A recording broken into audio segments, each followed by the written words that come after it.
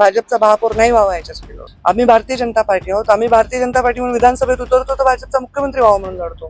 आम्ही लोकसभेत उतरतो तर भाजपचा प्रधानमंत्री व्हावा म्हणून लढतो. आरोप जरी झाले तरी ते बिनविरोध निवडून आलेले आहेत आणि लोकशाहीमध्ये ते निवडून आलेले आहेत. तर सगळ्या पद्धती न्यायिक पद्धतीने निवडून आलेले आहेत. लोकांना तिथे त्यांना विरोध करावा असं वाटलं नसेल तर ह्याच्यामध्ये काही गैर.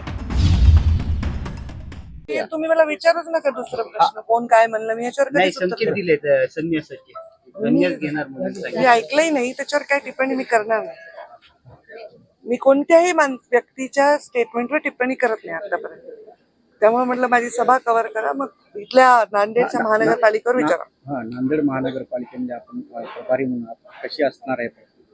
निवडणुकीची प्रभारी मी आहे नांदेडची. नांदेडचा माझा पूर्वीही चांगला संबंध आला. इथे आम्ही लोकसभा, विधानसभा, मागच्या महानगरपालिका प्रचारात सहभागी झालो. पण पहिल्यांदा मी प्रभारी म्हणून प्रत्येक वॉर्डाचा त्या निमित्ताने मला जरासा थोडा बहुत अभ्यास झालेला आहे आणि पूर्ण विश्वास आहे मला की नांदेड महानगरपालिकेमध्ये आम्ही भारतीय जनता पार्टीचा झेंडा फहरवू आणि आमचा विजय होईल. इथे पूर्ण टीम स्ट्रॉंग आहे. स्वतः अशोकरावजी चव्हाण आहेत, ते एवढे अनुभवी आहेत.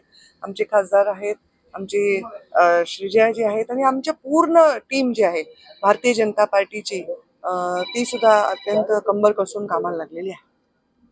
थँक्यू. जाहीरनामा कसा वाटला ठाकरेचा मुंबई?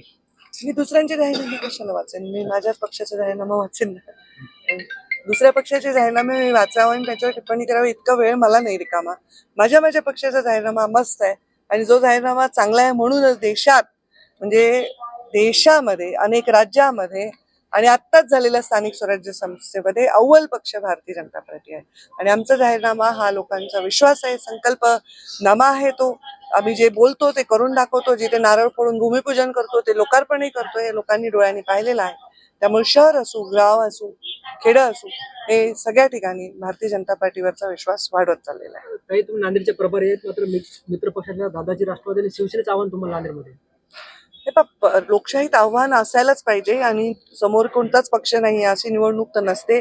कोणी किती बलाढ्य पक्ष असो, समोर लढणारे लोक आहेत आणि निवडणुका आम्ही लढू. आम्ही आमच्या मेरिटवर निवडणुका लढू. त्यामुळे आमचं आव्हान हेच आहे की लोकांपर्यंत आमचा विकास पोहोचला पाहिजे. बावनकुळे साहेब असं म्हणले की मुंबईचा महापौर 51% मतदान घेऊन भाजपचाच होईल, मात्र मराठी होईल कधी सांगितलं? हे पहा, भाजपचा महापौर व्हावा यासाठीच आम्ही निवडणुका लढतोय ना. का भाजपचा महापौर नाही व्हावा याच्याच लढतो. आम्ही भारतीय जनता पार्टी आहोत. आम्ही भारतीय जनता पार्टी म्हणून विधानसभेत उतरतो तर भाजपचा मुख्यमंत्री व्हावा म्हणून लढतो. आम्ही लोकसभेत उतरतो तर भाजपचा प्रधानमंत्री व्हावा म्हणून लढतो. आणि हे भाजपचा व्हावा नाही तर भारताच्या विषयी, राष्ट्राविषयी प्रेम असणारे, राष्ट्राच्या विकासाविषयी समर्पण असणारे लोक हे निवडून जावे हा आमचा उद्देश आहे. त्यामुळे ज्याही महानगरपालिका आम्ही लढतोय तिथे आमचाच महापौर व्हावा असं आमचं म्हणणं आहे. आणि याबद्दल माझ्या मुंबई प्रदेश जो भाजपचा आहे त्याचे अध्यक्ष राहिलेले आशिषजी, स्वतः मुख्यमंत्री देवेंद्रजी आणि अमित साटम आणि बावनकुळे यांनी स्पष्टता दिलेली आहे.